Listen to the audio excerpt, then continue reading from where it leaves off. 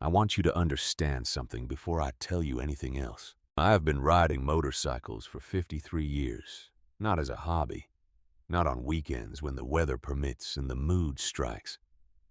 53 years as a way of being alive, which is a different thing entirely from simply having a life. I have put miles on this country, the way other men put miles on their shoes, wearing it down through daily use, knowing its texture by feel, knowing its moods, by the way the air changes before you can see any reason for it to change. I have ridden through 41 states. I have ridden in heat that warped the blacktop into something that looked more like water than road. I have ridden in cold that crept inside my gloves and sat against my knuckles for hours without ever fully leaving. I have ridden through nights so dark and so long that the only thing telling me I was still moving forward was the sound of the engine underneath me and the way the wind pushed against my chest. I have seen things on the road that most people would not believe, and a few things even now that I still have some trouble believing myself. But none of it, not one single mile of all those miles, prepared me for what happened in Mill Haven, Kansas, on a Tuesday afternoon in late September. I was 59 years old that year, younger than I am now, older than I felt on most mornings when I swung my leg over the seat. I'd been riding with the Wichita chapter for 22 years by then, long enough that the road had stopped feeling like freedom and started feeling like home, which is a different thing. Freedom is what you feel when you leave. Home is what you feel when you can no longer imagine being anywhere else. I am telling you this now from a distance of 13 years. I am 72 years old, and my knees remind me of that number every single morning. The details of what happened that September have not faded the way most things fade. If anything, they have gotten clearer. The kind of clarity that comes not from distance but from return, from turning something over in your hands so many times that you finally begin to understand what it is you have been holding. There were 79 of us that day, coming back from the Greer County Fair 3 towns east of Wichita. Cole Hargrove had organized it the way Cole organized most things, which is to say, he said we were going and assumed everyone would follow, which they did, because Cole had a way of making the next reasonable thing feel like the only possible thing. He was 52 years old, our chapter president, gray in the beard, and quiet in the way that men get quiet when they have made enough decisions to stop needing to talk about making them. I had ridden with him for 15 years. I knew his silences the same way I knew the sound of my own engine. We left the fairgrounds around 2 in the afternoon. The sky was clear when we pulled out, the kind of flat, pale blue that Kansas does in September when summer has mostly finished arguing with autumn, but has not quite surrendered. I was riding third from the front just behind Cole, and a man named Vern Hatch, who was about 70 years old, bad hip, and constitutionally incapable of letting that fact affect his output in any visible way. It was Cole who first looked at the sky differently. I noticed it about 20 miles outside Mill Haven on Route 17, the way he tilted his head slightly to the northeast, and then held that position a beat too long to be casual. I had known Cole long enough to know that when he watched something without speaking, the thing he was watching mattered. I looked northeast. The color was wrong. If you did not grow up in central Kansas, this is difficult to explain in a way that fully communicates the specific weight of it. There is a color the sky gets before certain storms. It is not simply dark. Darkness is something you can prepare for, something the eye can adjust to. This is different. It is a kind of yellow-green, flat and muted, like the sun is shining through something it should not be able to shine through, like the light itself has gotten confused about where it is going. My mother's family had farmed that land since before the First World War, and the first thing my grandfather ever taught me, before he taught me anything else, was how to read that color. When you see it, you do not discuss it. You do not consult anyone. You move. Cole got on the radio. We used headset communications on long rides, the kind you can hear clearly over engine noise. And what he said was 4 words. We need cover now. That was Cole. 4 words when 4 words did the job. I looked northeast again. There was a smear of rotation low on the horizon. 2 cloud formations moving in directions that made no meteorological sense. The kind of convergence that builds towards something specific and purposeful. We had been in weather before. We had crouched under highway overpasses while hail the size of nickels bounced off the pavement around us. We had sat out rain so heavy and so personal feeling that it seemed directed at us specifically. But this was something with intention behind it, and we all knew the difference. We came up Route 17 into Mill Haven at a speed that I will not specify, but will acknowledge was not strictly aligned with posted limits. And I want to be honest about what we were feeling in those minutes. Because I think honesty about it matters. We were scared. Not the kind of scared that locks you in place. The other kind. The kind that makes your hands very steady and your thinking extremely clear. The kind that strips away everything non-essential and leaves only the next decision. Which was that we needed a structure, a basement, or an interior room or a culvert or anything that was not open sky, and we needed it in the next 3 minutes. That is when I saw her. She was standing on the porch of a small white house on the corner of Alderman and 5th Street. I learned the street names later. At the time, I only saw the house and then I saw her. And then it was not possible to see anything else because she was the kind of thing you do not look away from. Once you have looked, she could not have weighed more than 95 pounds. She was standing straight, both hands at her sides, not holding on to anything. Not braced against anything, just standing the way a fence post stands. As though she had been planted there, with the specific intention that she would remain. Her hair was white and pulled back. She was wearing a blue cardigan over a house dress that I later found out she had owned since 1978. She was looking southwest toward the same piece of sky that had been troubling us for the last 10 miles. She was completely calm. I want you to think about that for a moment. Not calm in the way of someone who has not yet understood what is coming.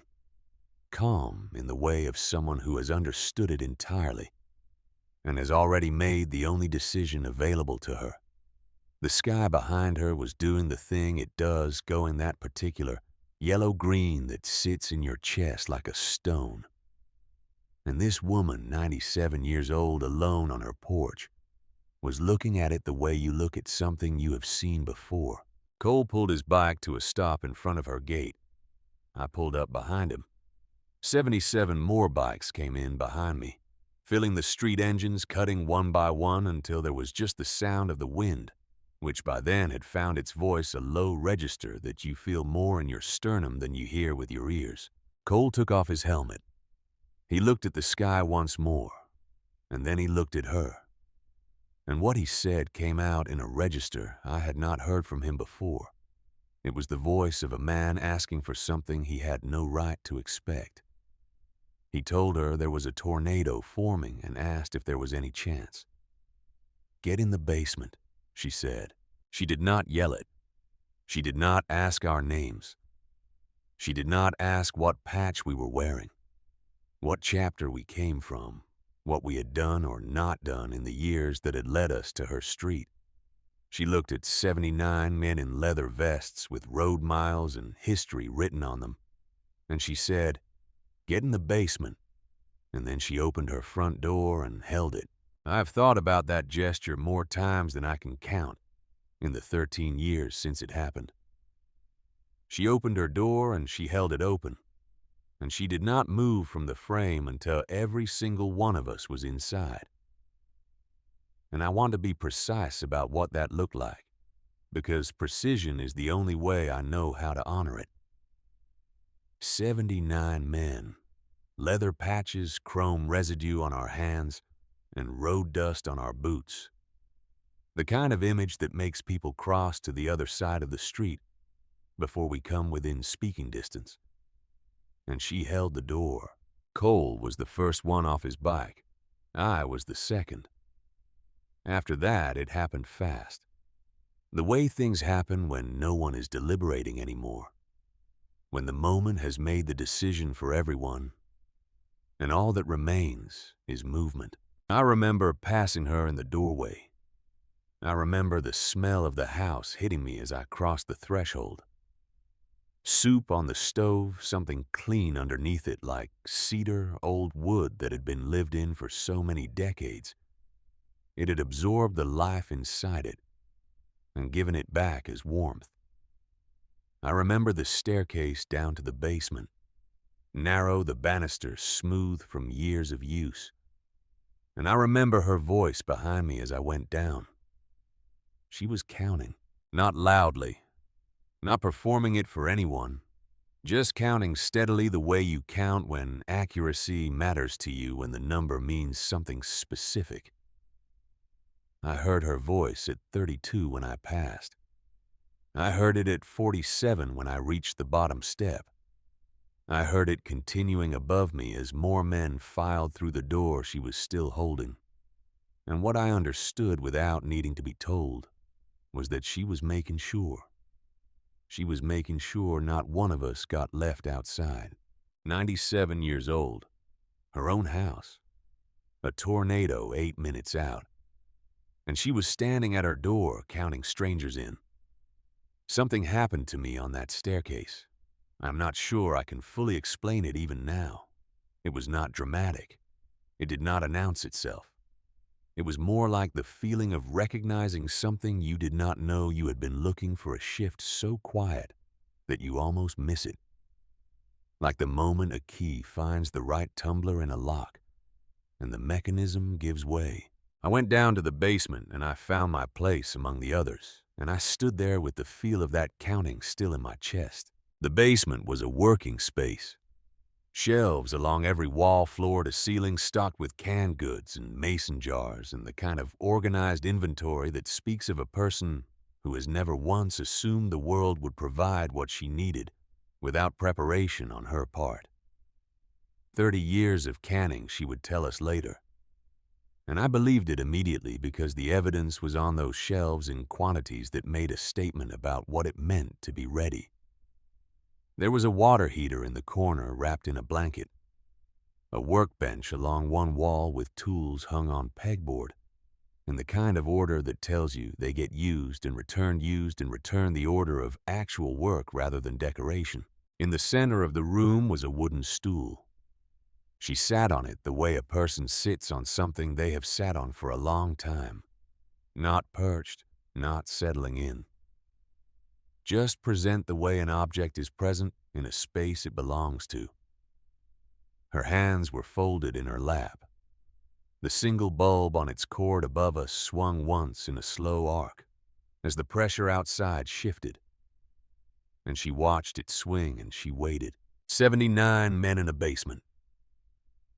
I want you to hear how quiet it was. Not the quiet of men who have nothing to say. The quiet of men who understand that some moments do not belong to noise. Earl Tatum, who we called Brick, was somewhere near the back wall. He was a big man out of Louisiana, 300 pounds of quiet that usually expressed itself in stillness rather than words. And he had his eyes closed. I figured he was praying. When he opened them and found Dorothy looking at him, he nodded once. She nodded back. No words were exchanged. None were needed. The tornado lasted 11 minutes. I know because I counted, which is an old habit from childhood in the tornado country. The way you count to manage what you cannot control. In the basement of Dorothy Wainwright's house on Alderman and 5th Street in Mill Haven, Kansas, 79 grown men sat in the near dark, and listened to the world rearrange itself overhead. And not one of us made a sound that I would describe as anything other than respectful. The walls groaned once, a deep structural sound that was more felt than heard. Something heavy crossed the roof. The bulb swung again. And in the center of the room on her wooden stool, Dorothy Wainwright sat with her hands folded and her eyes open. And she waited with the patience of someone who has outlived enough storms, literal and otherwise, to know that waiting is not the same as helplessness. I was watching her the way you watch something when you cannot help yourself. She was not bracing. She was not tense. She was there the way a person is there when they have nowhere else to be, and no part of themselves is somewhere else. It had been a long time since I had seen anyone look that way. It had been a long time since I had felt that way myself. There is a question I did not ask myself in that basement. Not consciously, not in those words, but something in me was asking it without language, the way the body asks its questions through sensation rather than thought. The question was this: when did I stop being here?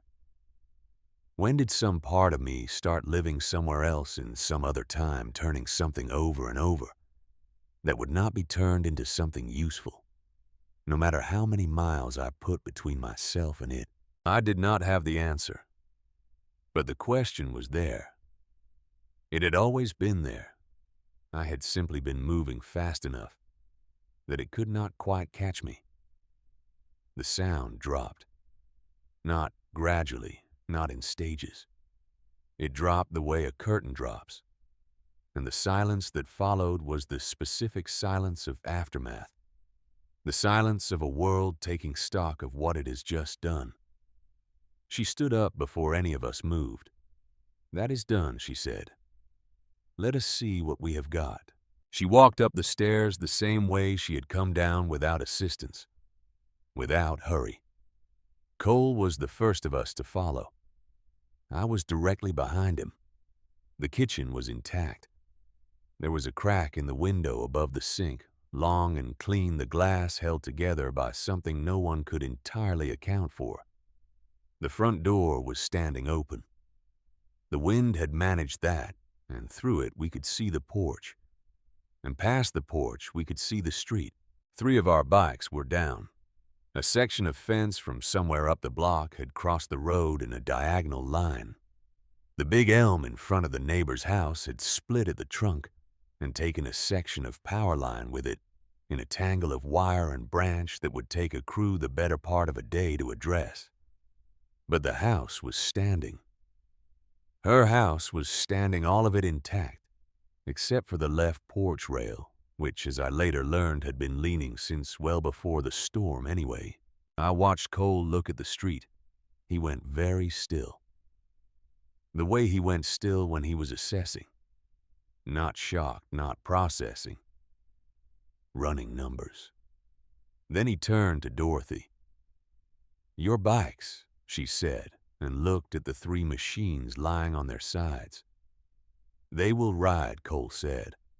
He looked at the power line. He looked at the house.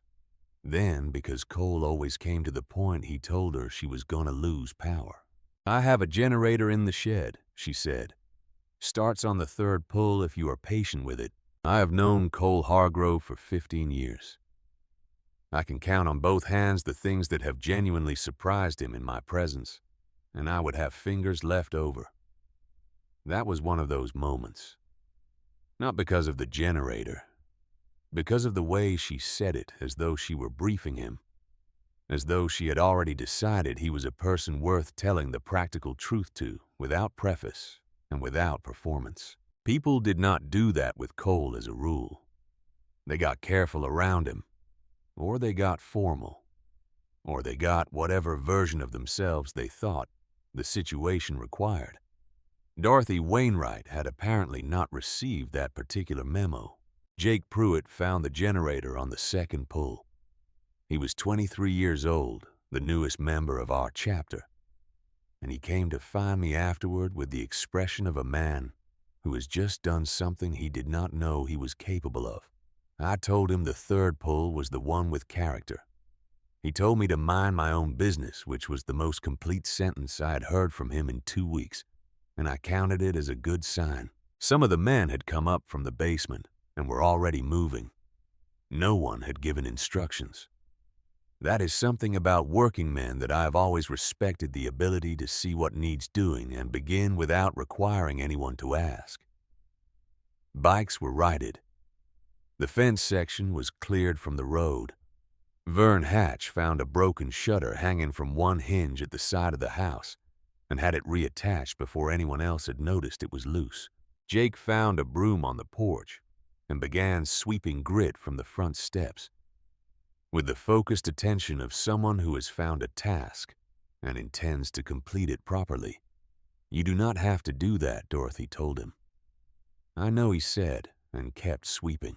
I liked her in that moment, not because of what she said, but because of what she did not do.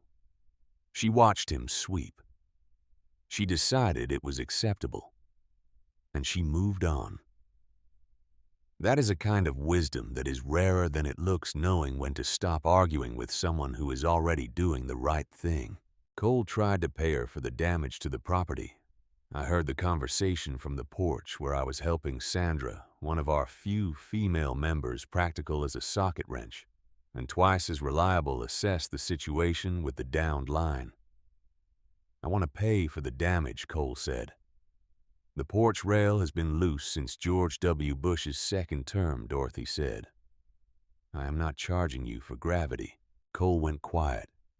She had surprised him again. 2 surprises in 20 minutes was, in my experience, some kind of record. She fed us before we left. 14 jars of vegetable soup from those basement shelves warmed on the gas stove, served in mismatched bowls that told the accumulated history of 60 years of household. Living bowls from different decades and different occasions that had all ended up in the same cabinet and been pressed into service without discrimination. We ate standing up in the kitchen on the porch on the front lawn. 79 people eating from the bowls of a woman who had opened her door to us because the sky was the wrong color and there was not time for anything else. Nobody broke a single bowl. I checked after. I do not entirely know why I checked, but I did, and none of them were broken. I have eaten a lot of meals in a lot of places over 53 years on the road. That soup in those bowls standing in the front yard of a white house in Mill Haven, with 3 motorcycles still showing the marks of where they had gone down, was one of the best meals I have ever eaten in my life. I have thought about why that is. I think it is because there was no pretense in it, no ceremony. She had food. We needed food. She gave us food, and the giving was clean and complete, and asked for nothing in return. When we were loading up to leave, Cole went back to the porch. I watched him from where I was securing my gear. He stood with his helmet under his arm, and I could see him working on how to end something that did not have a clean ending. Cole was good at beginnings and middles. Endings gave him more trouble. "I meant what I said about paying for the damage," he told her. "I know you did," she said. "And I meant what I said about not charging you. We are at an impasse. Have a safe ride." He nodded, once the kind of nod that carries more weight than its size would suggest, and walked back to his bike. I was 3 bikes back from Cole when we turned onto Route 17 heading west. The sky had gone to that specific pale color. It goes after a major storm, when the air has been thoroughly wrung out and everything left standing is standing because it has earned the right to. I was riding and thinking about soup, and about 79 men going quiet in a basement, and about a wooden stool in the center of a room, and the woman who sat on it as though stillness were a skill she had practiced until it became second nature. I was not thinking about what she had said to me. That is not accurate. I was not letting myself think about it. There is a difference. Then Cole pulled up beside me and said she counted us out too. I looked at him. When we were loading up, he said. She was standing at the door. She counted every bike out. I watched her from the road. She waited until the last one before she went back inside. We rode without speaking for a while. Some things do not need to be added to, but something was working in me that I was not ready to name. I could feel it the way you feel a change in elevation. When you are riding not as a fact your mind has registered, but as something your body already knows. I have mentioned that I found my way to the back of the departure line.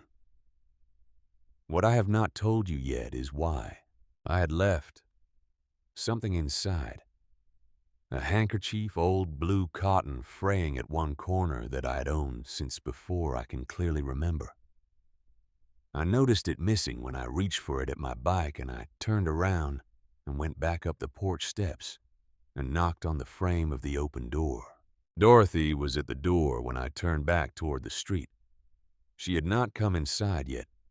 She was standing where Cole had described at the threshold, watching the last of the bikes find their way out to Route 17. She heard my step on the porch and looked back at me, and there was no surprise in her face, only the expression of someone who had expected this and was prepared to continue. I told her I had left a handkerchief. She went in and came back with it in under a minute. Blue cotton. She held it out to me, and I took it, and I should have left then. There was no reason to stay. The sky was already beginning to clear, and the others were waiting, and I had what I came back for. But she spoke before I could turn. Walter rode for 12 years, she said, before his knees went bad and the road stopped being something he could manage. He used to say that the road is honest about one thing. He said the road shows you what you are avoiding. He said it never lies about that. I looked at the handkerchief in my hand. I did not look at her. I am not avoiding anything I said. There was a silence that lasted perhaps 4 seconds. In my experience, 4 seconds of silence from a person who has chosen to be quiet is a complete sentence. It has content. It has weight. It means something that words would only approximate. When I finally looked up, she was looking at me the way certain people look when they already know the answer to a question and are simply waiting for the other person to be ready to know it too. Not impatient, not pressing, just present in that particular way she had of being present entirely and without reservation. Then she went back inside. I stood on the porch of her house for what might have been a minute or might have been considerably longer. The street in front of me was emptying out the last of the engines, diminishing down Route 17 in the direction of Wichita. The elm in the neighbor's yard lay in its 2 halves. The power line hung in its tangle. The fence section had been moved to the grass at the curb, waiting for whoever would come to address it. And in that minute, or that longer than a minute standing on the porch of a woman I had met 90 minutes ago, with a fraying blue handkerchief in my hand and the sound of departing engines in my ears, I thought about my son. I thought about Garrett. I had not thought about him directly in several weeks. Not the way you think about a person when you let yourself look at them plainly, without moving around the outside of the thought. I had thought about the fact of him the way you think about weather, or about a country you have not visited, from a certain distance, with a certain practiced management. That afternoon on Dorothy Wainwright's porch, the distance collapsed. Garrett Dinarret Decker, 35 years old, living in Oklahoma City with a job I knew the title of, but not the details, in an apartment whose address I had written down from his last verifiable location and put in my wallet without ever using. My son, who had not spoken to me in 8 years. The last conversation we had was in a hospital corridor in a city I had driven to from Missouri in 4 hours and 20 minutes. which was the fastest I had ever covered that particular stretch of road. His mother, my wife of 26 years, had gone into the hospital 2 days before I got the call that she was not going to come back out. Garrett had been there for both of those days. He had been there alone. When I arrived, she was still alive. I was there when she died, which I have held on to for 8 years as evidence of something, though lately I have become less certain of what. Garrett stood beside me in that corridor afterward, and he said without anger, which was in some ways worse than anger, 4 hours, he said.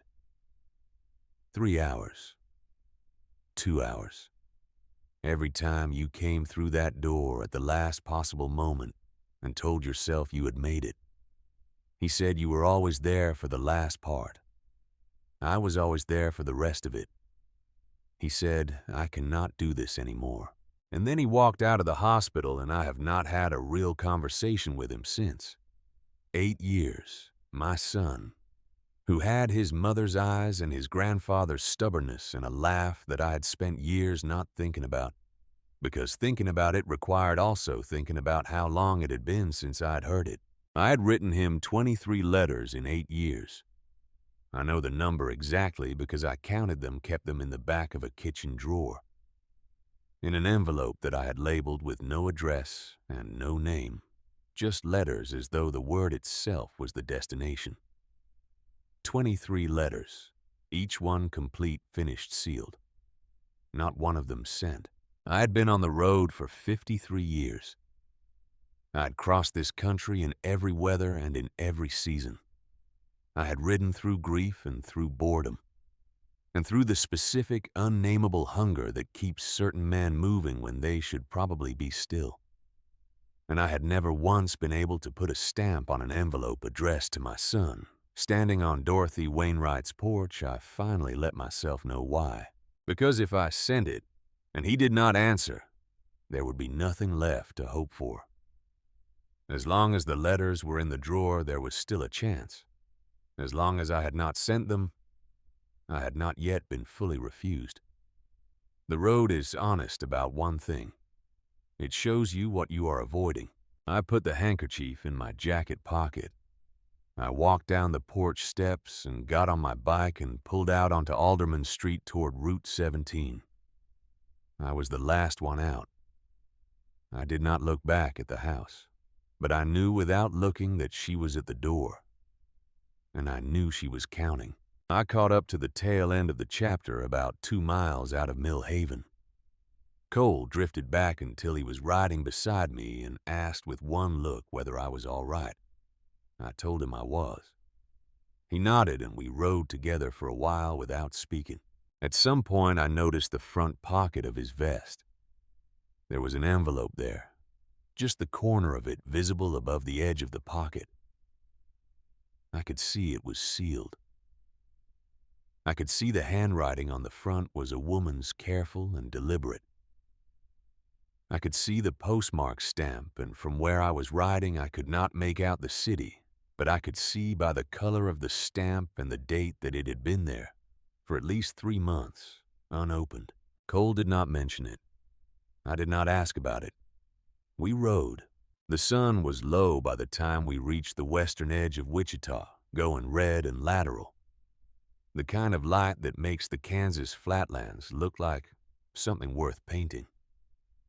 I peeled off from the chapter at the usual point, took my usual route back through the residential streets to the east side of town, where I had lived for 11 years in a house with a front porch I almost never sat on, and a kitchen with good light that I used mainly for coffee.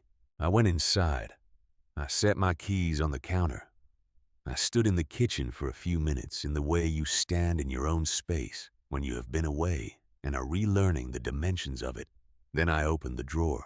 The envelope was there where I always kept it, off-white, slightly bent at one corner from being in the drawer so long, and on the front in my own handwriting just the one word: letters. I took it out and opened it and spread them on the counter, all 23 of them, all sealed. all addressed in the same handwriting to the same address in Oklahoma City that was 3 years old now, and might not even be current. I stood there looking at them for a long time. 23 letters, 8 years. A son who had his mother's eyes and his grandfather's stubbornness, who was 35 years old and living a life I knew almost nothing about, who had last spoken to me in a hospital corridor and said he could not do this anymore. And a woman I had met 3 hours ago, 97 years old, standing at a door in a wrong-colored light, counting strangers in. I put the letters back in the envelope. I put the envelope back in the drawer. I closed the drawer. But I did not leave the kitchen. I stood there in the good light for a long time after, with the feel of that counting still somewhere in my chest.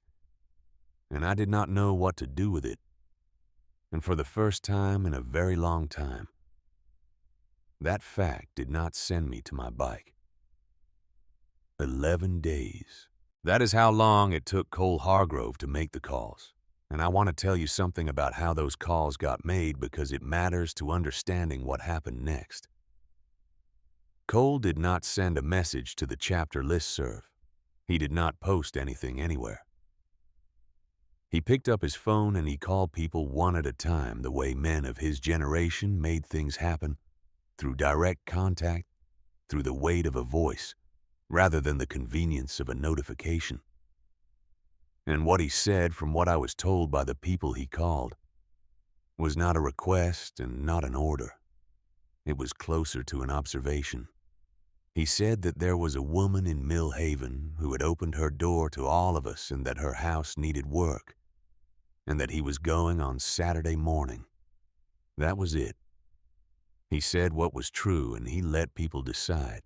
By Thursday, he had a count of over 300 confirmed riders from 4 different Hells Angels chapters. I heard about it on Wednesday evening when Cole called me. I was sitting on my back porch with a cup of coffee that had gone cold, doing the thing I had been doing most evenings since we got back from Mill Haven, which was not quite reading and not quite thinking and not quite anything, just occupying space in a way that felt temporary even inside my own house. Cole told me the number and asked if I could help with logistics. Lumber, he said. Hardware and tools. He had Sandra making a list of what the house needed, based on what she had seen with her builder's eye during the storm visit. The cracked window, the fence sections, the drainage situation under the east side of the house, the porch rail, and a dozen other smaller things that revealed themselves to the right kind of attention. Sandra had specified cedar for the rail without being asked. Cole told me because she had noticed the grain of the original and wanted to match it. I told him I could be there at 6 in the morning on Saturday. He said good and hung up, because Cole did not linger on phone calls any more than he lingered on anything else. I sat on the porch a while longer after that with the cold coffee in the dark. I thought about Dorothy standing at her door. I thought about the wooden stool in the center of the basement room and the way she had sat on it. I thought about the envelope in my kitchen drawer with 23 letters that had never been sent. I did not sleep well that week. I had not slept particularly well in 8 years, but that week was its own category. Saturday came in clear and cold, the way Kansas October mornings come in. The kind of cold that is not yet serious, but wants you to know it is considering it.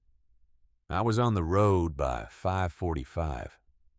The sky to the east was going from black to the particular dark blue that precedes everything else, and the fields on either side of Route 17 were still and flat, in the way that Kansas fields are still and flat, which is completely without reservation, offering no pretense of anything other than what they are. I was near the front of the column when we turned onto Alderman Street. Cole was ahead of me and ahead of Cole. There was nothing yet, just the quiet of a neighborhood still deciding whether to be awake. And then the street began to fill. I have been part of large rides many times over 53 years. Toy runs memorial rides, cross-country convoys of various kinds. I have heard a lot of engines running together in a lot of places. but 300 motorcycles turning onto a residential street in Mill Haven, Kansas on a cold October morning, filling it from the intersection all the way back to where I could no longer see where it ended. That was something different. The sound of it was not loud in the way explosions are loud.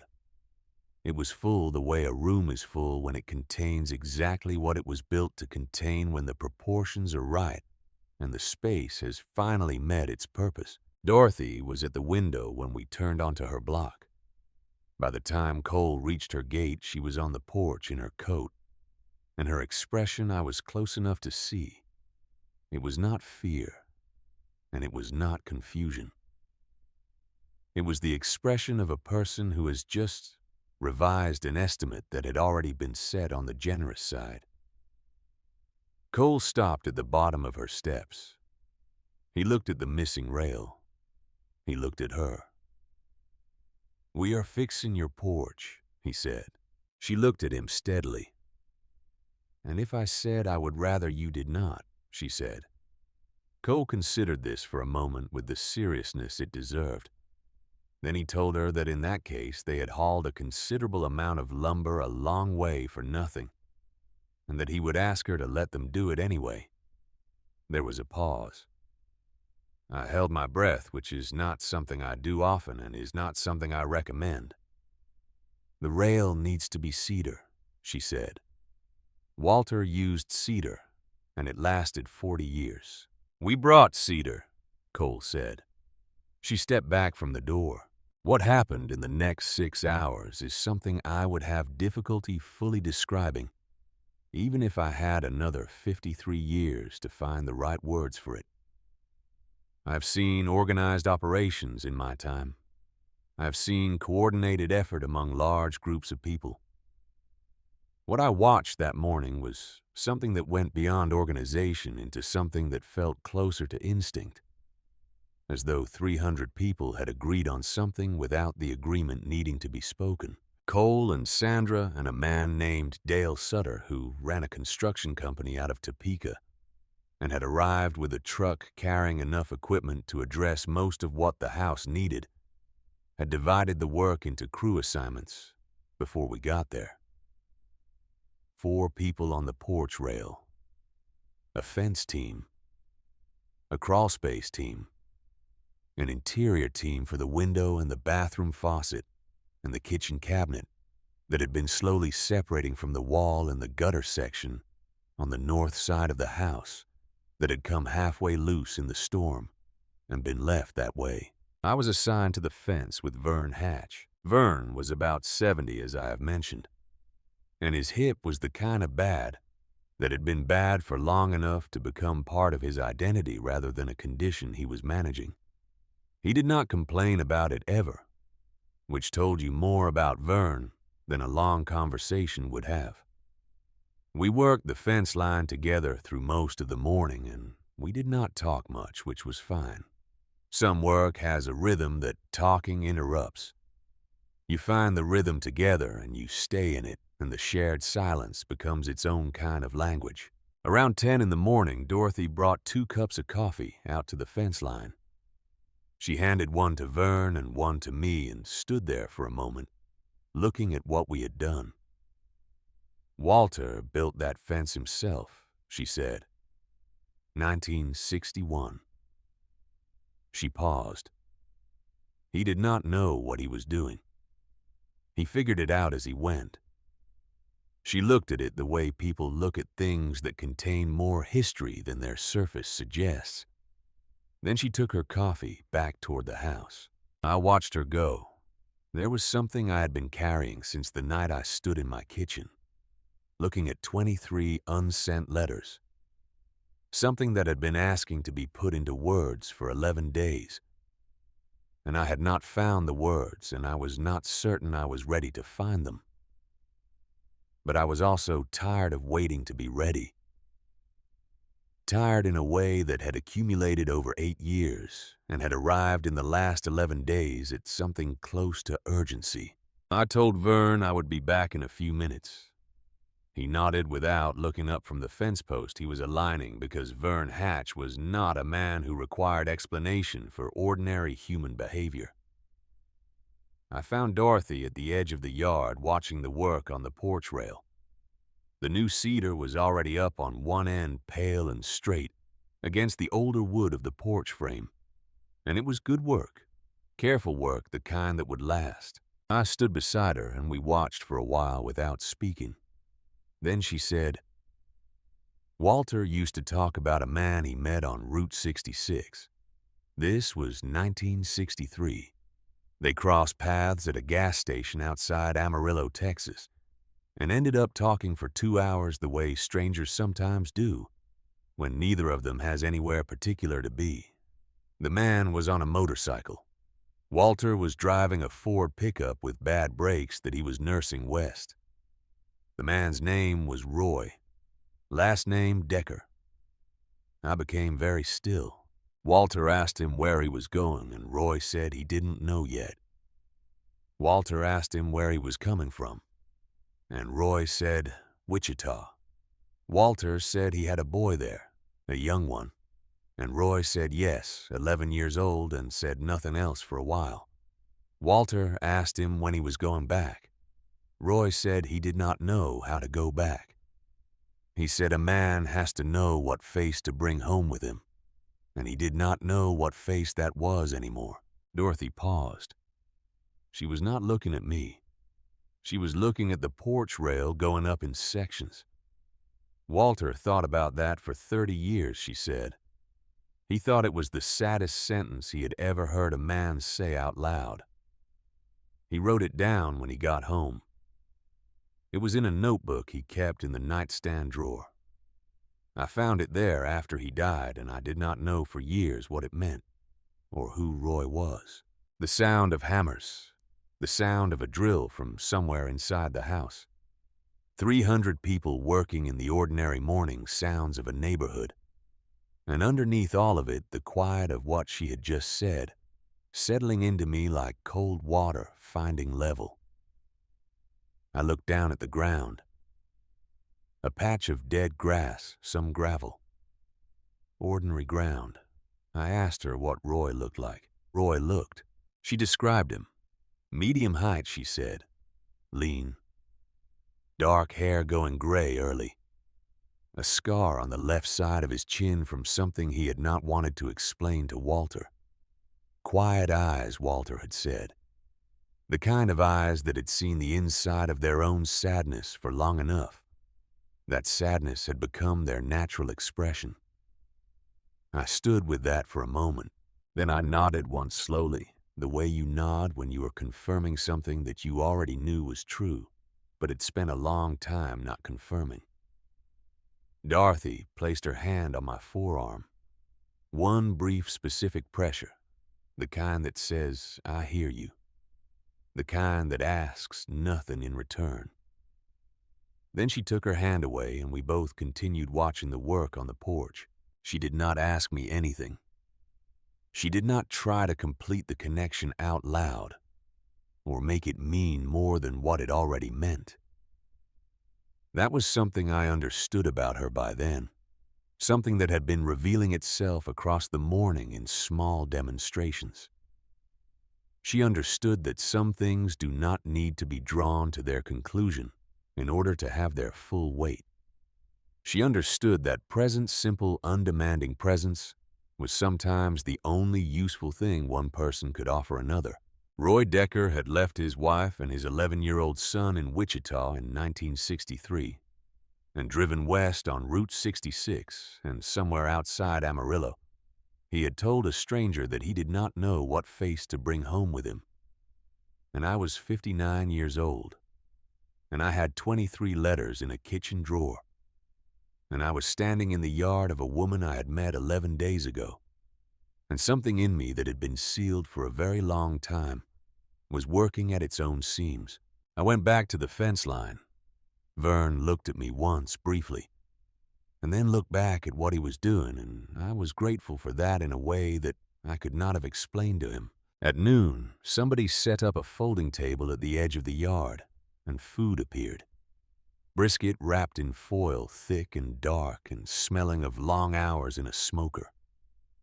Sandwiches, fruit in containers, coffee in carriers from a place in town. Someone had planned it. I found out later it was Jake Pruitt who had organized it, which surprised me for a moment before it did not. There was something in Jake that was always looking for the useful thing, the thing that needed doing that nobody had named yet. I ate near Dorothy. I had introduced myself properly for the first time, told her my name. Told her I had ridden with the chapter for 22 years. She had looked at me in the direct, undecorated way she looked at most things. "You were the second one off his bike," she said, "after Cole." I said yes. "I counted you in," she said, as though that explained why she remembered, which I supposed it did. I asked her how she was doing after the storm. She said fine, and the way she said it told me she was the kind of person for whom fine was not a deflection, but an active condition, something she made happen rather than something that happened to her. I asked if she had family nearby. "My daughter Ruth," she said. "Denver. She calls on Sundays." She said it without bitterness. Stated it as a fact, the way she stated most things. But facts have weight even when they are stated plainly. And I felt the weight of that one and chose not to press on it. The afternoon moved through its hours in the way good work moves time. Not slowly and not quickly, but purposefully, the way you know when you are in it, that the hours are being used for something that will outlast them. The porch rail went up in sections pale cedar against older wood. The fence line straightened itself. Inside the house, from what I could see through windows and doorways, a window was repaired. A cabinet was rehung, a bathroom faucet was addressed. A gutter section was reattached. Dorothy moved through all of it, answering questions with the precision of someone who has lived in a house long enough to know every one of its specific requirements. What type of hinge, how high the step had been, where the water shutoff was located. She answered each question once completely and did not elaborate beyond what was asked. And I watched people's expressions as she answered them, the slight release that crosses a person's face when they ask a question and receive exactly the information they needed and nothing more. It was around 2 in the afternoon when I found myself near the side of the house taking a break from the fence line, and Jake Pruitt came and stood near me. He was looking at nothing in particular, just the middle distance of the backyard, and we stood together in the way that men stand when something is working in them that has not yet found its words.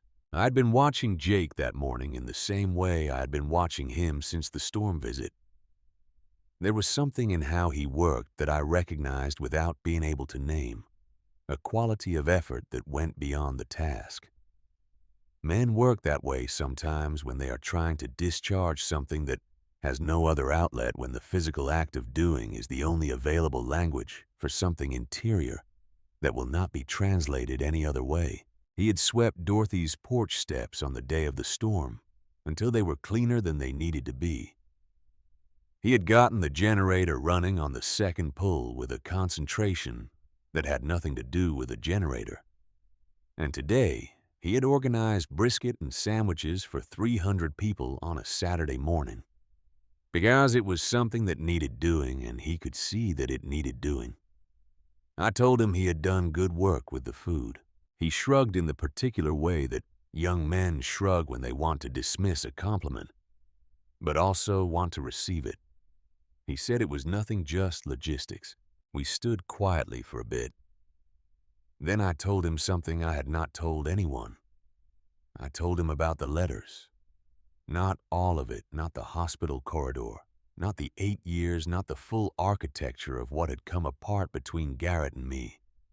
Just the fact of them. 23 letters in a kitchen drawer, addressed, sealed, never sent. Jake was quiet for what felt like half a minute. He was looking at the fence line at the work Vern and I had done through the morning. Then he said that he had a text message in his phone, drafted to his mother. He had written it and rewritten it for 2 years. Different words each time, always the same basic thing. He had never sent it. I looked at him. Why not, I said. He thought about it. He thought about it the way young people think, sometimes not performing the thinking, but actually doing it. He said, if I send it and she does not answer, then it is over. But as long as it is still in the phone, there is still a chance she might. As long as I have not sent it, I have not been refused. He said it plainly as a simple statement of the arithmetic of it. And I stood there beside him with those words going through me like something that finds the exact place it was always meant to fit. That was my sentence. Not his. Mine. The sentence I had been living inside for 8 years, without ever having found the words for it. A 23-year-old man from the chapter had just handed me my own internal reasoning as though it were a simple and obvious thing, which it was, and which was exactly why it was so devastating to hear out loud. I did not say anything for a while. Jake did not seem to require me to. We stood in Dorothy Wainwright's backyard in the October light, and the work went on around us. And I thought about my son. I thought about the 4-hour drive from Missouri. I thought about the hospital corridor and Garrett's voice, not angry, which had been worse than anger. I thought about 23 envelopes in a kitchen drawer, and the specific logic of never sending them, the self-protective mathematics of perpetual possibility, the way hope can become a reason to do nothing. I thought about my father, Roy Decker, who had driven west on Route 66 in 1963 and told a stranger at a gas station outside Amarillo that he did not know what face to bring home with him, who had left an 11-year-old boy in Wichita and never come back, who had, in his own way, made the same calculation I had been making for 8 years. As long as he had not tried, he had not failed. As long as the possibility existed in the abstract, it did not have to be tested against reality. I had spent a great deal of my life being angry at Roy Decker. I had spent 53 years on a road that I now understood in this October afternoon light. He had also ridden looking for the same thing, failing to find it in the same way for the same reason. I went to find Dorothy. She was in the backyard, sitting in a lawn chair that someone had placed in a patch of afternoon sun near the east wall of the house. She had a cup of something warm in both hands, and she watched me cross the yard toward her with the expression she usually wore, attentive and unhurried. I sat down on the ground near her chair. There was a low wooden step there, from a back door that no one used anymore, and I sat on it, and for a moment I just let the sun be warm and the sounds of work go on around us. Then I told her about Garrett, not the way I'd been organizing it in my head carefully with context and explanation. The way you say a thing when you have been not saying it for long enough that the effort of continued silence becomes greater than the fear of speaking. I told her about his mother, about the call I got in Missouri, about the 4 hours and 20 minutes of driving, about arriving at the hospital and her still being there and being there when she died, about the corridor afterward and Garrett's voice saying you were always there for the last part. I told her about the letters, 23 of them, 8 years, the address in Oklahoma City that might not even be current anymore. She listened. She did not nod sympathetically in the particular performance of listening that people do. She just listened the way the basement had been quiet, the way the road is sometimes quiet when you are riding through something and there is nothing to do but be in it. When I finished, she was quiet for a moment. Then she went inside the house. She was back in under 3 minutes. She was carrying a coffee mug, blue ceramic with a chip on one side of the rim that had been there long enough that the chipped edge had worn smooth. She held it out to me. "Walter drank from that cup every morning for 40 years, she said. He said a man should drink his coffee from something that has some history in it, something that has been around long enough to have earned its flaws." I took it from her. It was not heavy. It was warm from whatever she had just heated in it. "Why give this to me?" I asked. She looked at me steadily with the specific, unhurried directness that I had come to understand was her natural mode of address. "Because Roy Decker never went back to Wichita," she said. "He did not know what face to bring home, and so he brought none. You have been carrying 23 letters in a drawer for 8 years, and you have not sent them. And the reason you have not sent them is the same reason he did not go back." She paused. "You still have time that he did not." I held the mug. I looked at it. Ceramic blue, one chipped edge, worn smooth from 40 years of mornings. The small weight of it in my hands. I want to tell you about that moment with some accuracy, because I think accuracy matters more than drama when it comes to the things that actually change you. It was not dramatic. Dorothy did not say anything that I had not on some level already known. What she did was make it possible for me not to look away from it. That is a different thing from being told something new. It is being held still long enough to see what has been there all along. I sat on that low step with Walter Wainwright's coffee mug in both hands, and the October sun on my back, and the sounds of 300 people working, and I let myself look at what I had been managing not to look at for 8 years. I stayed near Dorothy for the rest of the afternoon, not always talking, often not talking at all.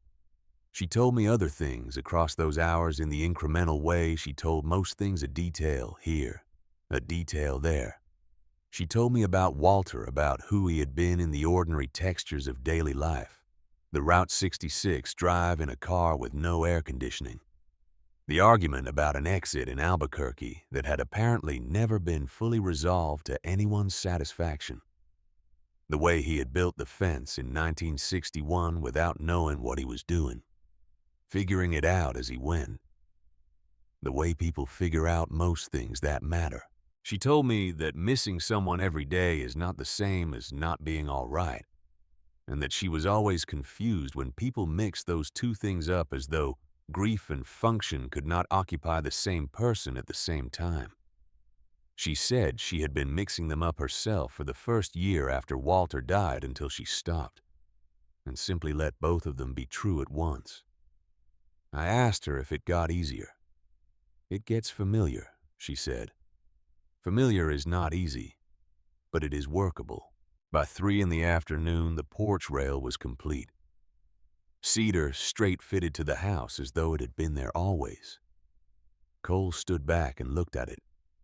He had the expression he had when something had been done right. Dorothy walked to the edge of the porch and put her hand on the new rail. She stood there for a moment with her hand on it the way you put your hand on something to see if it is solid. "Walter used cedar," she said, "and it lasted 40 years.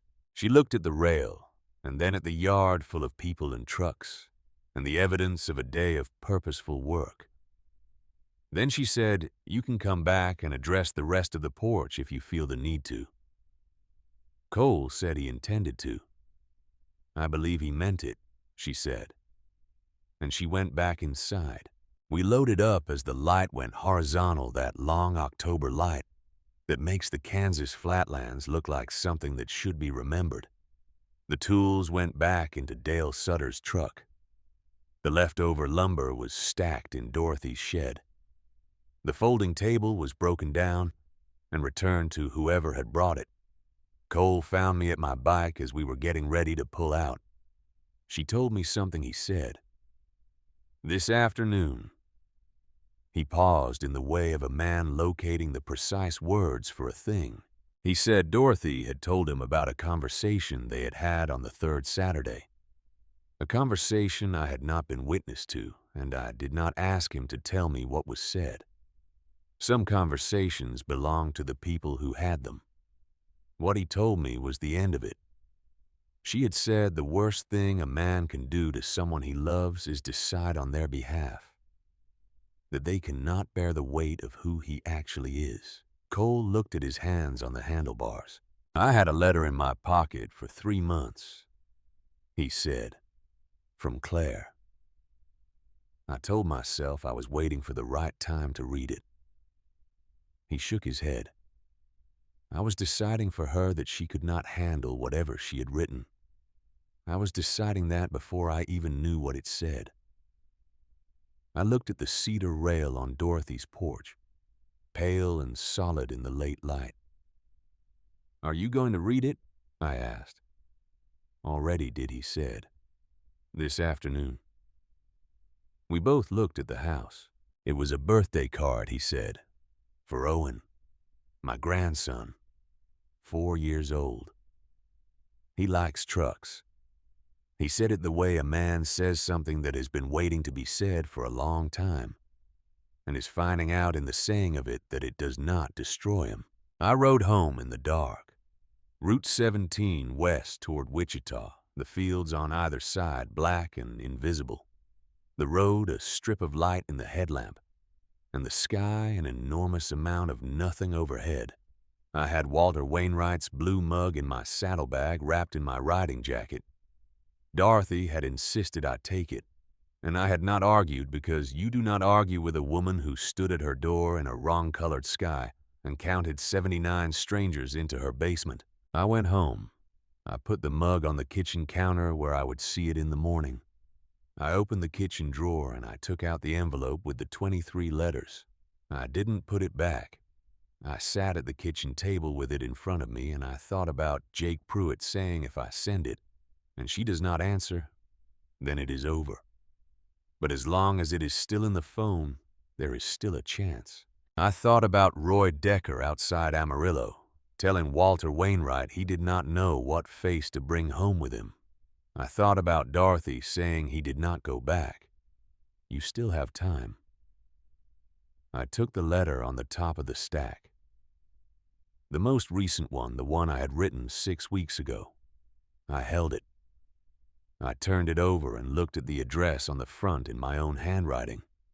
Garrett Decker with the Oklahoma City address below it. I set it back on the table. I sat there in the kitchen for a long time. Long enough that the coffee I made went cold. Long enough that the neighborhood went fully quiet outside, and the clock above the stove moved through an hour and into another. I did not put the letters back in the drawer. That was not nothing. It was not the thing itself, not yet. But it was the first night in 8 years that I had sat with them out in the open in the light without putting them away. And something in that felt different from anything that had come before it. Not resolved. Not finished. Something more like the first step of a staircase, when you do not yet know how many stairs there are, or what is waiting at the top. But your foot has found the first one, and the wood has held your weight, and there is nothing left now but to find out what comes next. Cole left for Portland on a Thursday. He did not take his motorcycle. He rented a car from a place on the east side of Wichita, a plain sedan the color of nothing in particular. And he drove north and then west through the remainder of Kansas and into Colorado and up through the corner of Idaho and finally into Oregon. 2 days of driving across the country. He had spent 30 years crossing on 2 wheels. I asked him afterward why he had not ridden.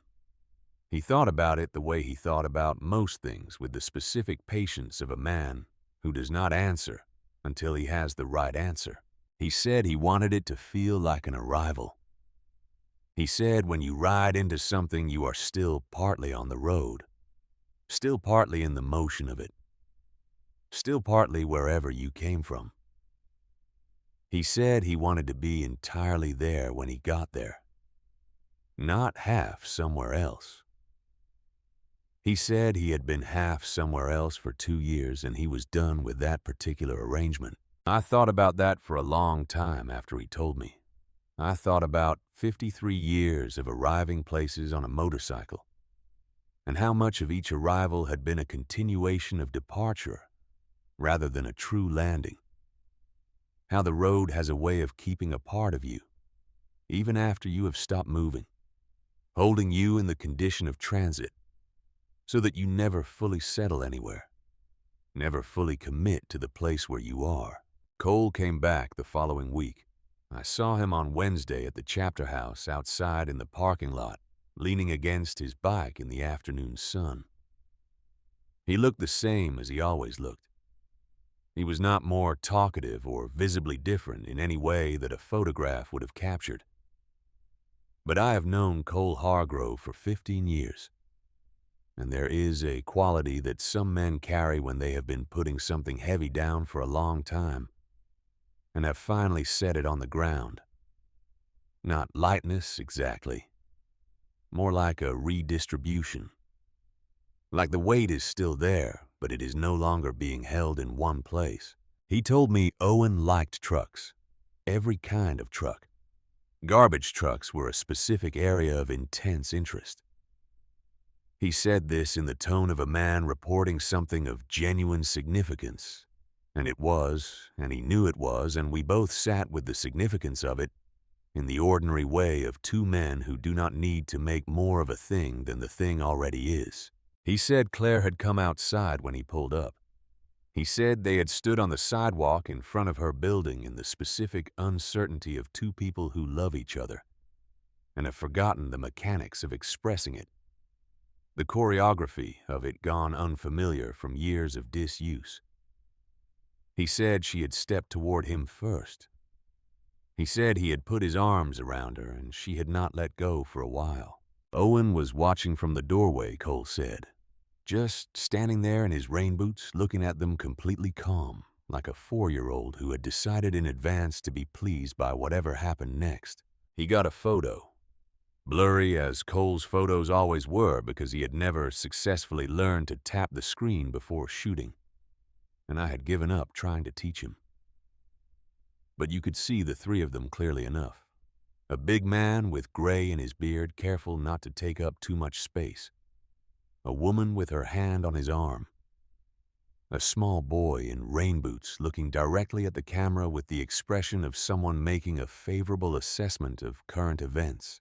Cole showed me the photo once and did not mention it again, which was exactly right. I went back to Mill Haven the following Saturday and the Saturday after that and the one after that. A smaller group by then, 8 or 12 or 15 of us rotating through, showing up with coffee and whatever the house still needed, which turned out to be more than any of us had seen on the first visit. Not because the house was failing, because it had been maintained by one person alone for a long time. And one person alone can only see so far into every corner, can only address so many things in the available hours of a day.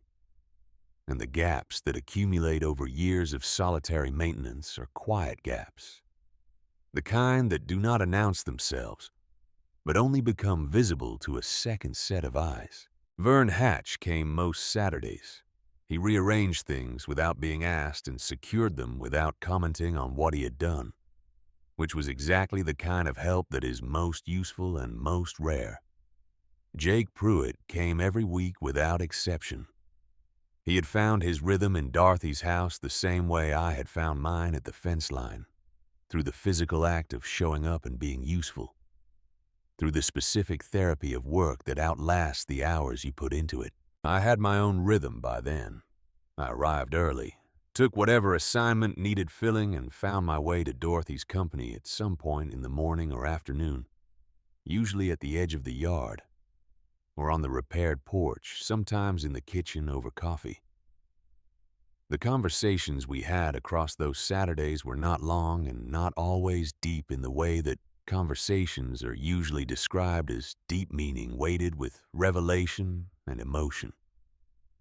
They were often quiet and oblique and full of the kind of ordinary detail that accumulates into a picture of a person the way individual brushstrokes accumulate into something you can step back from and recognize. She told me about the summer of 1971, when the heat was so extreme that the asphalt on Alderman Street went soft, and the children wrote their names in it with sticks.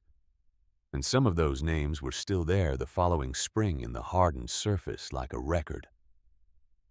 She told me about the church choir she had sung in for 31 years, and the particular quality of silence that a room full of people makes when they are about to begin singing together.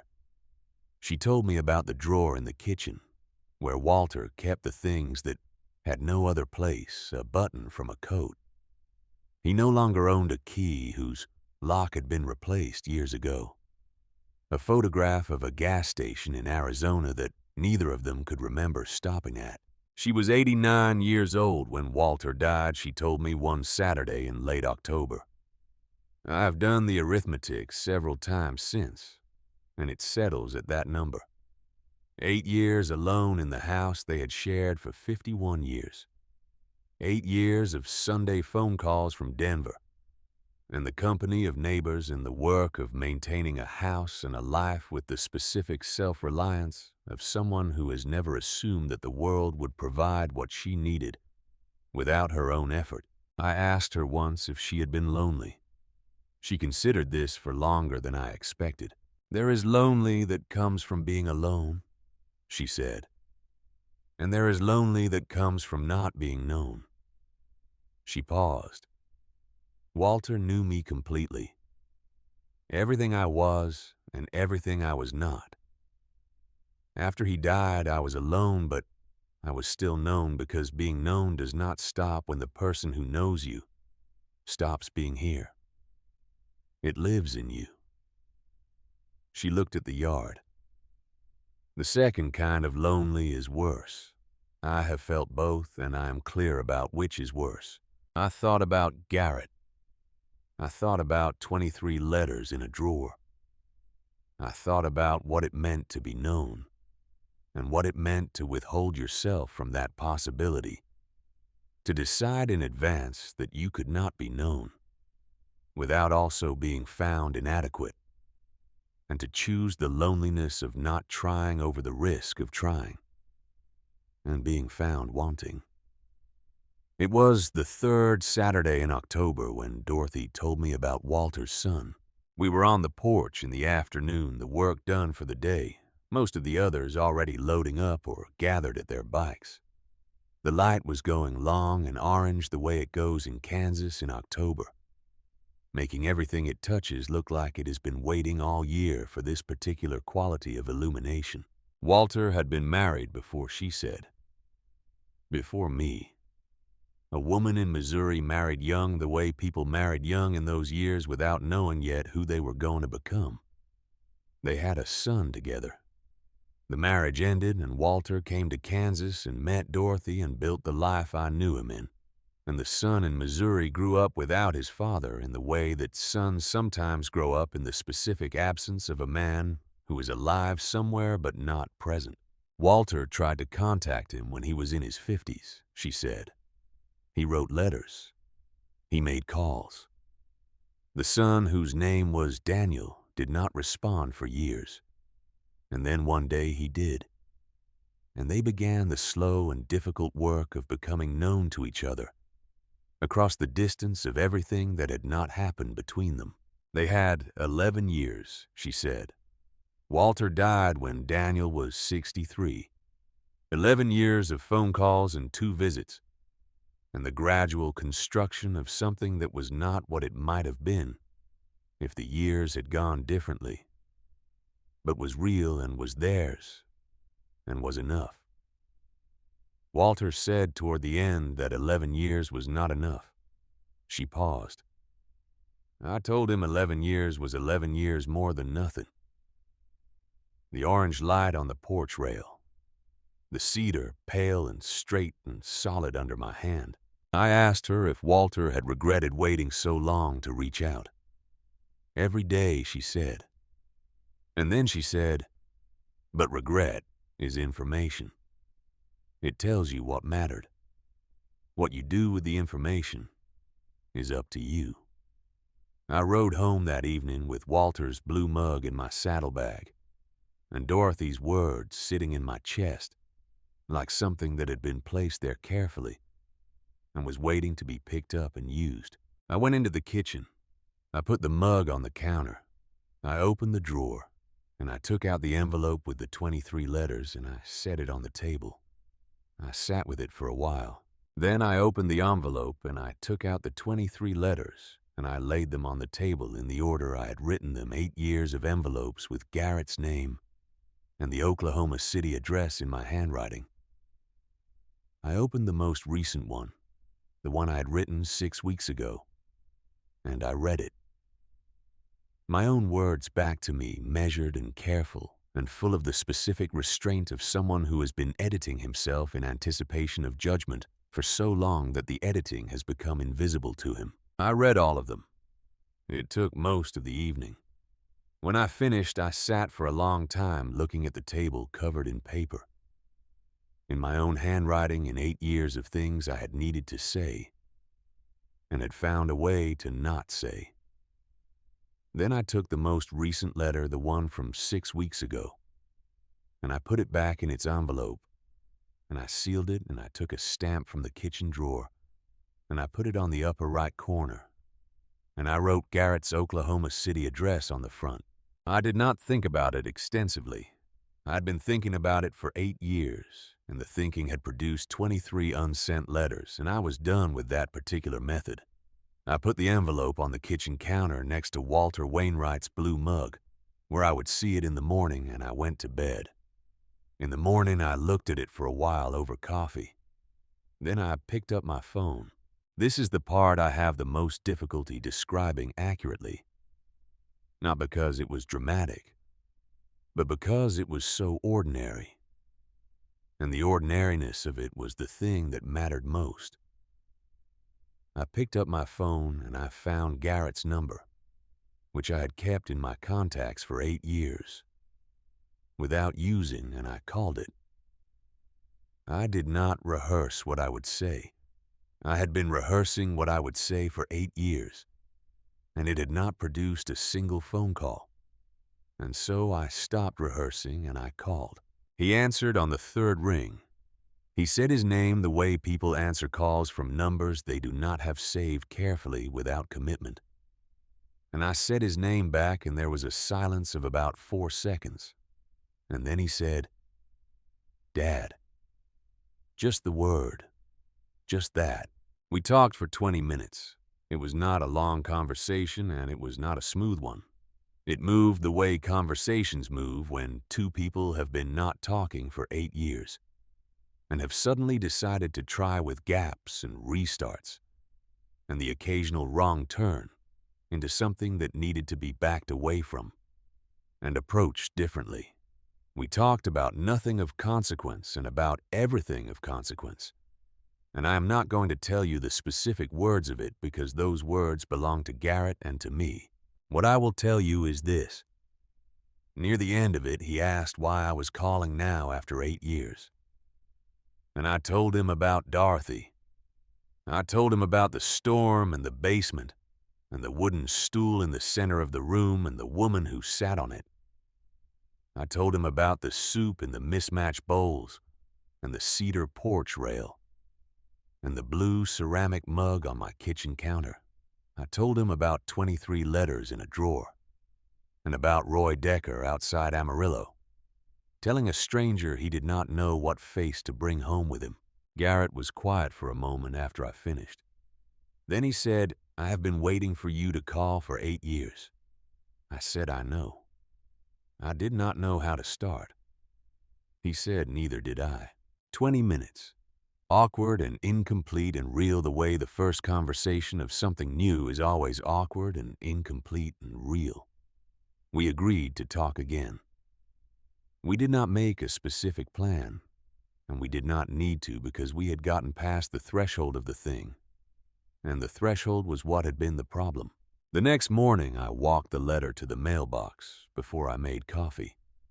Then I went inside and stood in the kitchen with Walter Wainwright's blue mug in both hands, and I drank my coffee and looked out the window at the ordinary neighborhood street and the ordinary Kansas morning light, and I let both things be true at once.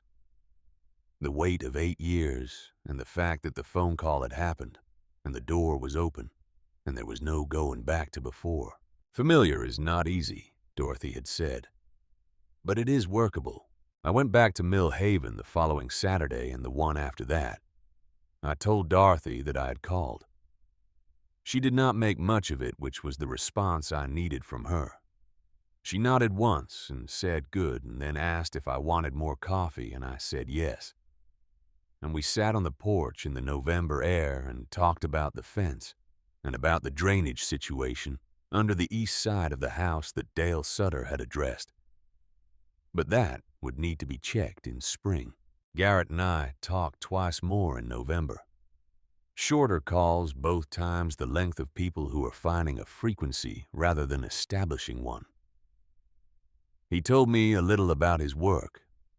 I told him a little about the chapter.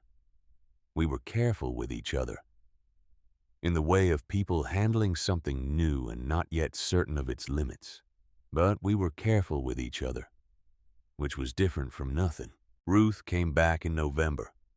Dorothy mentioned it one Saturday as a simple fact, the way she mentioned most things that mattered to her briefly and without ceremony. Ruth had driven up from Denver for 4 days. They had fixed the kitchen cabinet together and driven to the cemetery where Walter was buried, and sat in the living room for an hour without the television and without needing it. Dorothy said it was a start. From Dorothy, I had come to understand a start was the highest possible assessment of a beginning. December came to Kansas. The way December comes to Kansas decisively, as though autumn had simply run out of patience and handed everything over without further negotiation. The fields went to their winter flatness. The sky went to its winter gray. The cold became the serious kind, the kind that has no interest in being temporary. The Christmas gathering at Dorothy's house was not a workday. That was new. There had been a brief collective uncertainty when we arrived, and there was no task list, no lumber in the truck, no assignment waiting. Men who worked together in a particular context sometimes struggle to occupy the same space without the context. But it resolved quickly the way things resolve when the place is right, and the people are right, and the season is doing what it is supposed to do. There were about 30 of us. Sandra brought a poinsettia. Vern Hatch arrived first and rearranged the chairs in the living room with his characteristic quiet efficiency, as though the chairs had been waiting for him specifically to sort them out. Jake brought a tin of cookies his mother had made and presented them with a solemnity that communicated clearly that they were not to be treated as ordinary cookies. There was a single string of lights along the new porch rail. I did not know who had put them there, and I did not ask because some things are better without attribution. The cedar pale beneath the small lights in the December dark, solid and level. The work of hands that had come from 4 different Hell's Angels chapters. For a woman none of them had known before September. Cole was there with a photograph in his vest pocket. Owen in his rain boots specifically. He showed it to 2 people and then put it away because Cole was not a man who required an audience for the things that mattered most to him. I arrived early. I had left Wichita before 7, which was not necessary and was entirely necessary, and I had come up Route 17 in the dark, with the heater doing what it could against the Kansas December, thinking about a Tuesday in September, when the sky had been the wrong color, and a woman had stood at her door and held it open. I turned onto Alderman Street. The Christmas lights on Dorothy's porch rail were visible from the corner. I pulled up and parked and sat on my bike for a moment in the cold air looking at the house.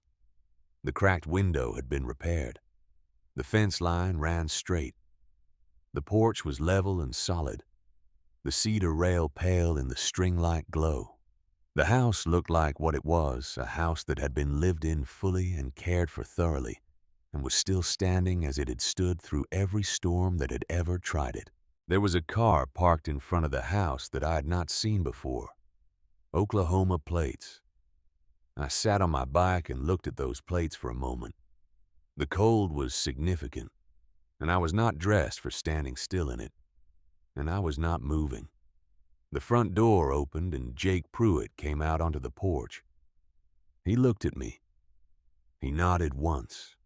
It was the nod of a man who has done something and is not apologizing for it, and is not requiring thanks for it. The nod of a simple fact being acknowledged. I got off my bike. I walked to the porch steps. I looked at Jake and he looked at me, and I said his name as a question. He said he had found Garrett's number in the chapter's general contact sheet from an event 4 years back, when Garrett had attended a memorial ride and left his information. He said he had sent a text message from his own phone 3 weeks ago. He told me what it had said, and he said it plainly in the way he said most things. Your dad talks about you every Saturday.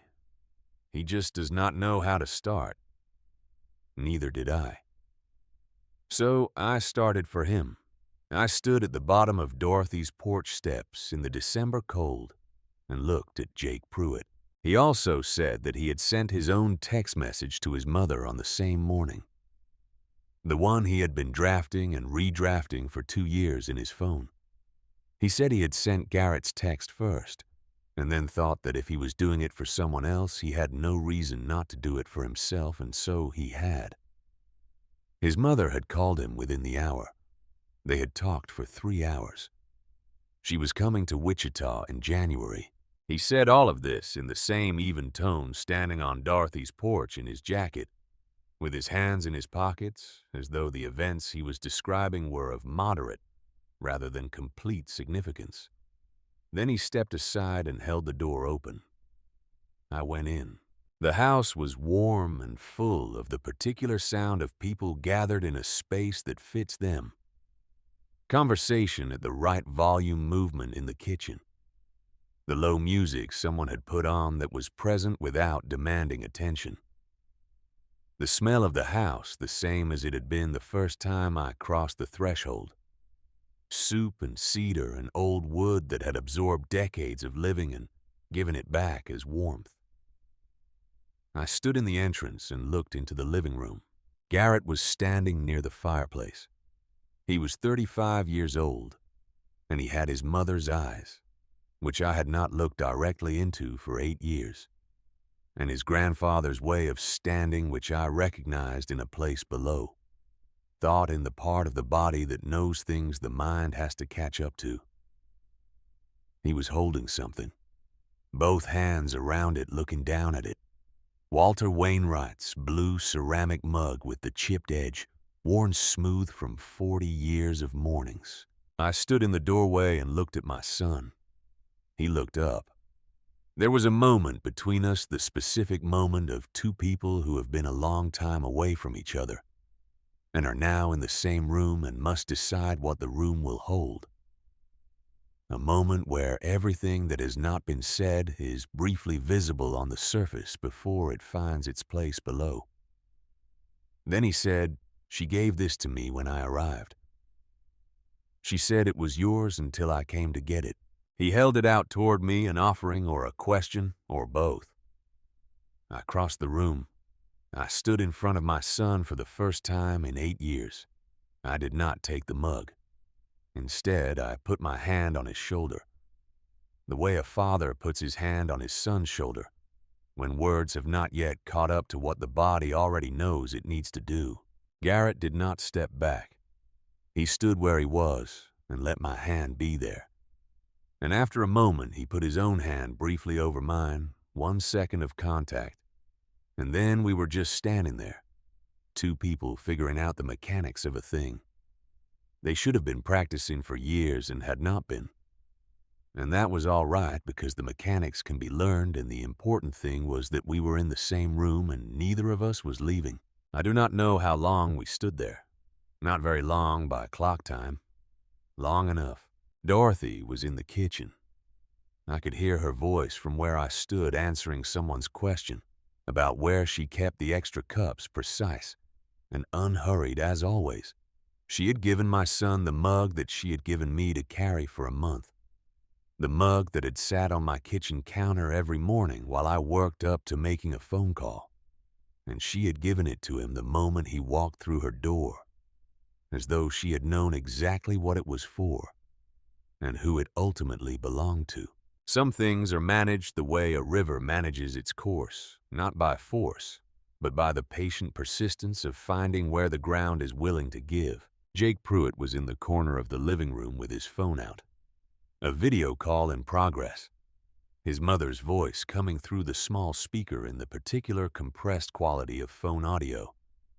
He was turned slightly toward the wall for privacy, but not entirely, and I could hear enough to know that she was describing something, some ordinary detail of her week, and he was listening with the specific attention of someone who has not had enough of a thing for too long and is now careful not to waste any of it.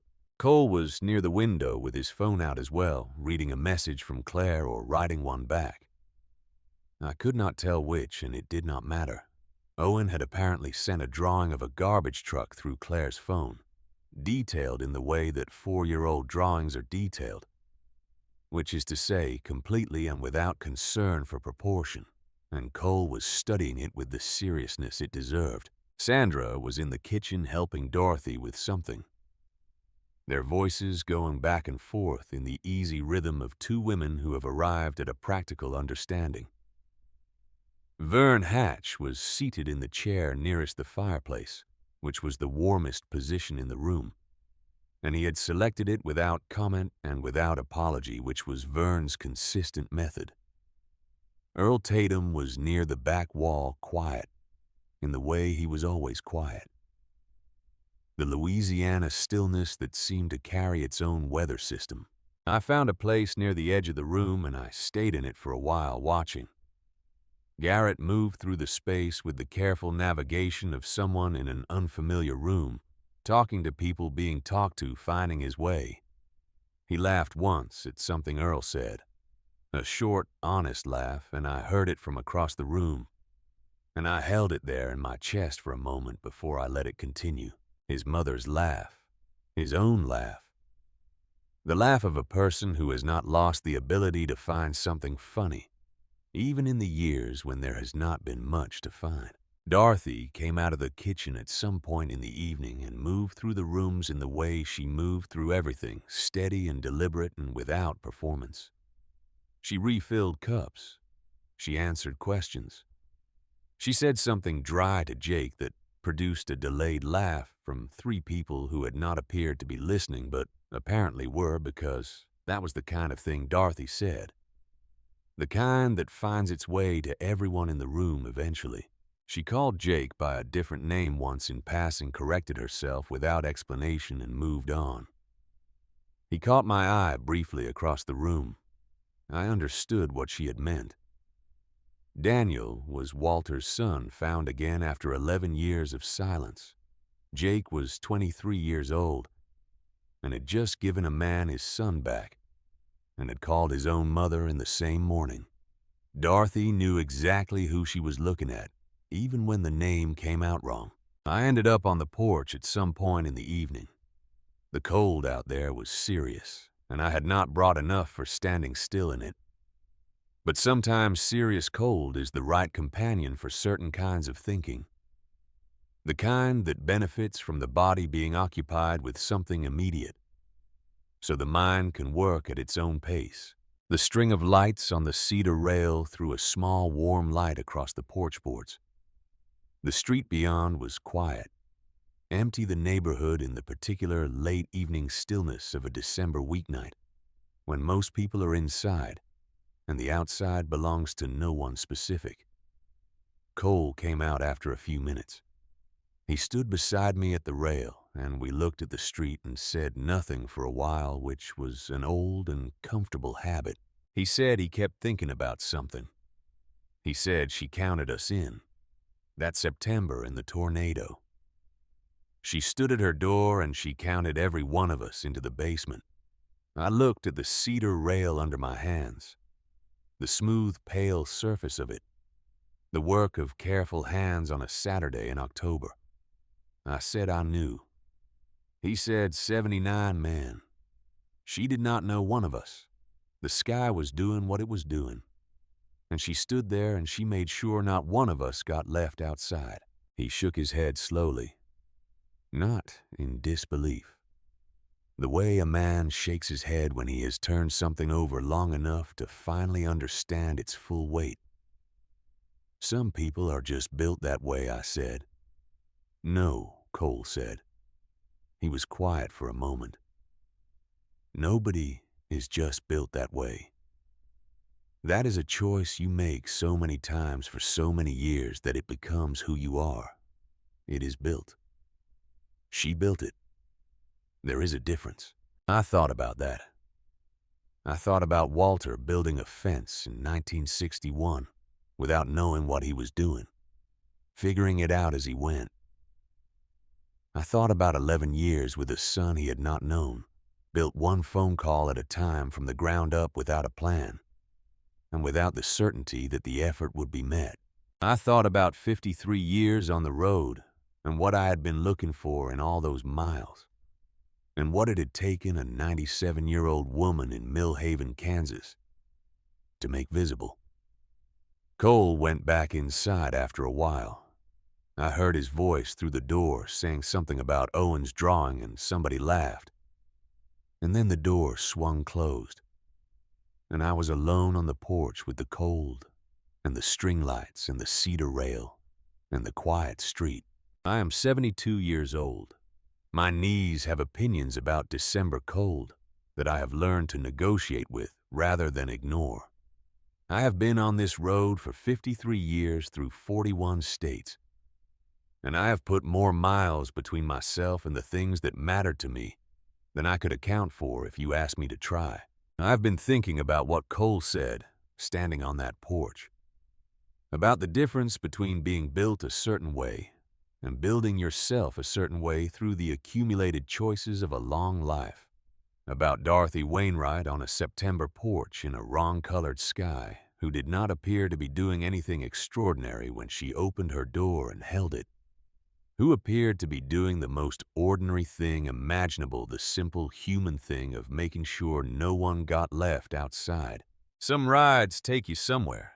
I have said that already, but I want to say it differently now from the far end of this particular ride, with the benefit of what I know that I did not know in September of that year. Some rides take you somewhere you did not know you were going, and the somewhere is not a place on a map. It is not a state you have not crossed or a road you have not ridden. It is something more like a recognition, the slow arrival at an understanding that has been available to you for years but required a specific set of conditions to become visible. Required in this case a woman standing at a door and a wrong-colored sky and a basement full of men going quiet in a way that was entirely respectful. I had ridden for 53 years looking for the thing that riding was supposed to provide, and I had found it, and it was not the road, and it was not the motion, and it was not the particular feeling of a long stretch of empty highway in good weather, when you can see tomorrow from today. It was something else entirely, something that had been waiting on Alderman and 5th Street in Mill Haven, in the house of a woman who kept 30 years of canned goods in her basement, and a blue ceramic mug in her kitchen cabinet that had belonged to a man she had missed every day for 8 years, without for one moment losing her bearings. Through the door I could hear voices. I could hear Garrett. He was telling someone something I could not make out what. And then he laughed, that laugh honest and unguarded, the laugh of a person who has been in the presence of something unexpected and good and has let it land. I put my hand on the cedar rail one more time, smooth and solid and pale in the string light. Built to last, built to hold, built by hands that had come from a long way away for a reason that nobody had fully articulated, but everybody had understood. Then I turned and I went back inside where it was warm, and where my son was laughing at something I had not yet heard, and where a 97-year-old woman in a blue cardigan was moving through her living room on a December evening with the steady, unhurried presence of someone who has been opening doors her whole life and has never once stopped to wonder whether the person on the other side was worth opening them for.